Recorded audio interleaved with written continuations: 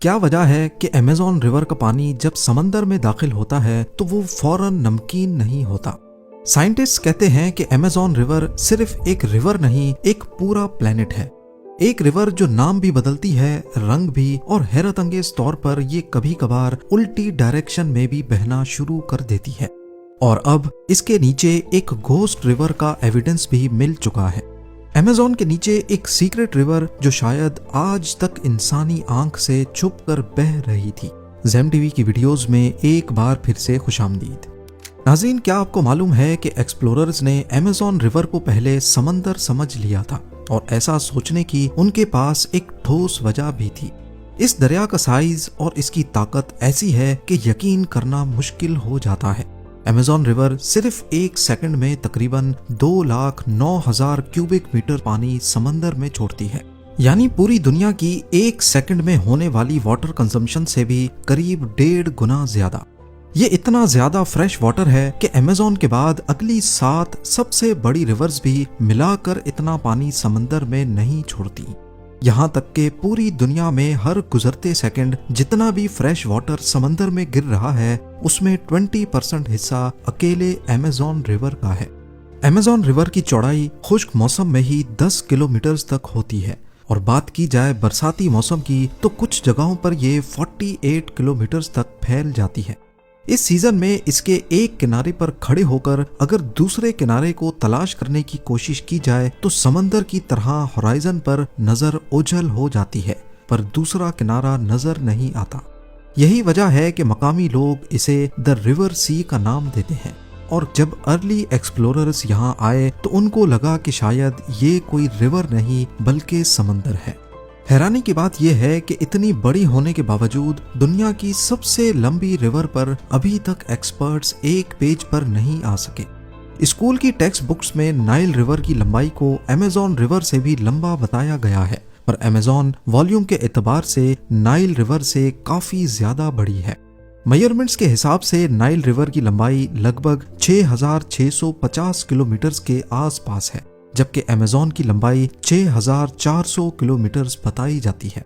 इस हिसाब से नाइल 250 किलोमीटर लंबाई से जीत जाती है, लेकिन कहानी यहाँ खत्म नहीं होती। साउथ अमेरिकन साइंटिस्ट ने सैटेलाइट के जरिए अमेज़न का सोर्स दोबारा से मैप किया। उनका मानना है कि अगर आप अमेज़न के असली सोर्स को भी काउंट करो, एंडीज के पहाड़ों में जहां से पानी ओरिजिनेट हो रहा है, तो उस हिसाब से अमेज़न की लंबाई नाइल से काफी ज्यादा बनती है।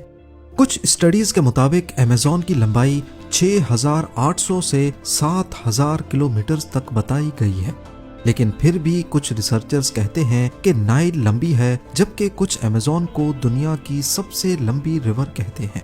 ये जंग अभी तक चल ही रही है। 100% अभी तक इसका फैसला नहीं हो सका, पर एरिया, वॉल्यूम और क्लाइमेट इफेक्ट के हिसाब से इसमें कोई शक नहीं कि अमेज़न दुनिया की सबसे बड़ी रिवर है।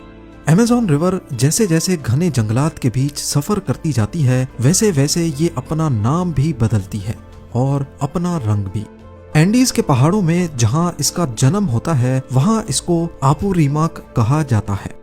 उकायाली के मकाम पर लोग इसे अमेज़न कहते हैं, लेकिन इस बीच ये रिवर 4 मर्तबा अपना नाम बदलती है। लेकिन ब्राजील में कहानी थोड़ी डिफरेंट है। वो लोग इसे तब तक अमेज़न नहीं बोलते जब तक ये अपना रंग नहीं बदलती। इस सैटेलाइट इमेज में आप देख सकते हैं कि मनाउस के मकाम पर एक तरफ मिट्टी वाला पानी आ रहा है और एक तरफ से काला पानी। जब ये दोनों पानी मिलते हैं तब ब्राजीलियंस इसे अमेज़न रिवर कहते हैं। यहाँ पर भी रिवर एक अजीब रंग डालती है। मिट्टी की तरह ब्राउन पानी अगले कई 100 किलोमीटर तक इस काले पानी के साथ मिक्स ही नहीं होता, जैसे तेल और पानी आपस में मिक्स नहीं होते। और ऐसा इस वजह से होता है क्योंकि ये काला पानी रियो नीग्रो का है, जो दूसरी डायरेक्शन से आ रही है। इसका टेम्परेचर, स्पीड और इसमें मौजूद मिनरल्स की डेंसिटी अमेज़न रिवर से काफी अलग है, तभी ये फौरन एक दूसरे से मिक्स नहीं हो पाती। आगे चलकर ये पानी आपस में मिक्स हो जाता है और फिर एक ही नाम रह जाता है, अमेज़ोनास, यानी अमेज़न रिवर। अमेज़न रिवर के बेसिन का एरिया कैलकुलेट किया जाए तो ये बनता है 70 लाख स्क्वायर किलोमीटर। इस एरिया में 8 पाकिस्तान या 2 इंडिया जैसे मुल्क फिट आ सकते हैं। जी हाँ, वो भी अपनी अपनी रिवर समेत। या फिर अमेज़न रिवर बेसिन में रशिया हटाकर पूरा यूरोप भी फिट आ सकता है, और उसके बाद भी इतनी जगह बच जाएगी कि एक पाकिस्तान जैसा मुल्क फिट आ जाए। और बरसातों के दौरान तो इसकी चौड़ाई इतनी ज्यादा हो जाती है कि किसी भी नॉर्मल रिवर के साथ इसको कंपेयर करना बेकार लगता है। शायद यही वजह है कि अमेज़न रिवर दुनिया की वो वाहिद रिवर है जिस पर आज तक कोई ब्रिज नहीं बनाया जा सका। सबसे अजीब बात यह है कि अमेज़न रिवर से जब पानी अटलांटिक ओशन में आकर गिरता है तो समंदर में काफी दूर दूर तक नमक कम हो जाता है। एक वक्त था जब अटलांटिक ओशन से गुजरने वाले सेलर्स साहिल के बहुत दूर से ही पानी निकालकर इस्तेमाल किया करते थे, क्योंकि उसमें नमकियात बहुत कम होती थी। तो यूं कहा जाए कि अमेज़न रिवर सिर्फ जमीन पर ही नहीं बल्कि समंदर पर भी अपना असर छोड़ती है तो गलत नहीं होगा। कुछ रिसर्चर्स की थ्योरी ये भी कहती है कि अमेज़न रिवर का ओरिजिन अफ्रीका से मिलता है। करोड़ों साल पहले एक वक्त था जब एक सुपर कॉन्टिनेंट होता था, गोंडवाना। इसी कॉन्टिनेंट में अफ्रीका, साउथ अमेरिका, इंडिया और ऑस्ट्रेलिया सब एक साथ जुड़े थे। फिर आहिस्ता आहिस्ता कॉन्टिनेंट्स बनते गए और समंदर भी स्प्लिट हो गया। आज भी अगर आप मैप पे देखेंगे तो साउथ अमेरिका किसी पजल की तरह अफ्रीका के साथ फिट हो जाता है। और जब ऐसा होता था तो अमेज़न रिवर जो आज वेस्ट से ईस्ट की तरफ बहती है, पहले अफ्रीका से निकलकर वेस्ट की तरफ बहती थी। बाद में जब कॉन्टिनेंट्स अलग हुए और साउथ अमेरिका में एंडीज माउंटेन रेंज बनना शुरू हुई तो अमेज़न रिवर का फ्लो ब्लॉक हो गया और वो अटलांटिक ओशन में ही गिरने लगी। लेकिन क्या आपको मालूम है कि अमेज़न रिवर के उल्टा बहने का एक छोटा सा वर्जन आज के दौर में भी देखा जा सकता है, जिसको पोरोरोका कहते हैं। पोरोरोका क्या है? जब अटलांटिक ओशन में हाई टाइड का वक्त आता है तो 4 मीटर ऊंची लहर अमेज़न के डेल्टा पर पड़ती है और रिवर का पानी उन समंदरी लहरों के सामने बेबस होकर उल्टी दिशा में चलना शुरू हो जाता है। इस दौरान कई किलोमीटर्स तक अमेज़न रिवर का पानी उल्टी डायरेक्शन में चलता रहता है। पोरोरोका अक्सर सितंबर और मार्च के महीने में होता है, जिसे देखने के लिए दुनिया भर के सर्फर्स यहाँ का रुख करते हैं। सर्फर्स इस टाइड को राइड करते हुए कई किलोमीटर्स अंदर तक अमेज़न रिवर में तैरते हुए जाते हैं।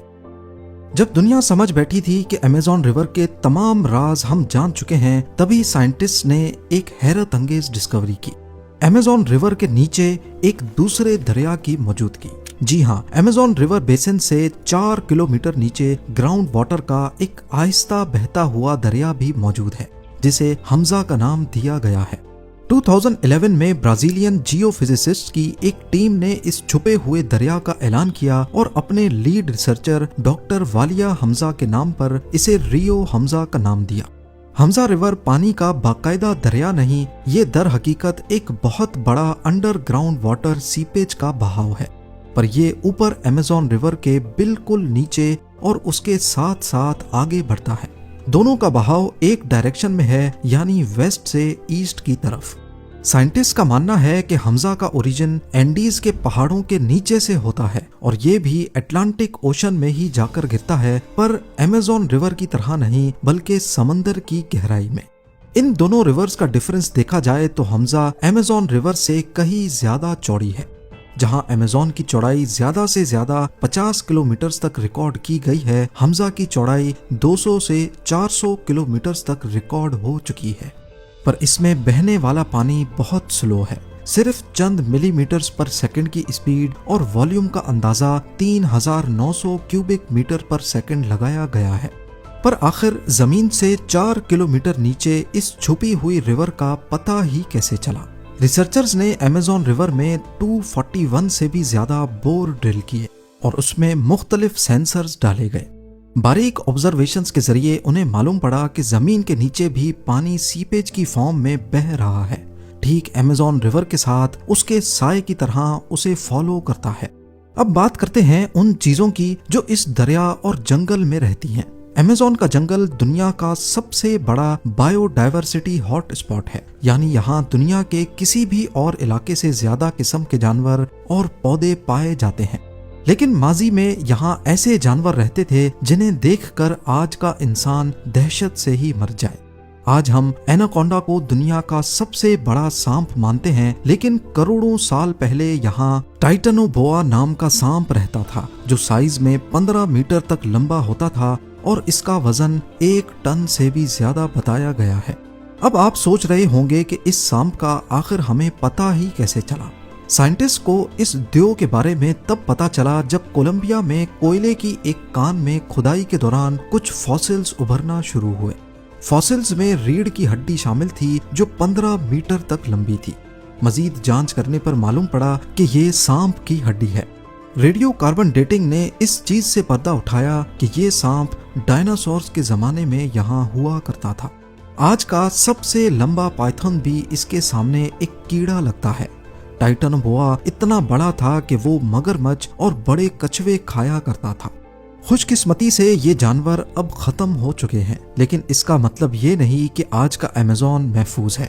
आज भी यहाँ ऐसे जहरीले मेंढक पाए जाते हैं जिन्हें सिर्फ छूने से इंसान की मौत हो सकती है। यहाँ इलेक्ट्रिक ईल्स हैं जो बिजली के झटके मारती हैं। पिराना नाम की मछलियां हैं जो खंजर जैसे अपने तेज दांतों के लिए मशहूर हैं, और ऐसी मकड़ियां हैं जिनका जहर इंतहाई खतरनाक है।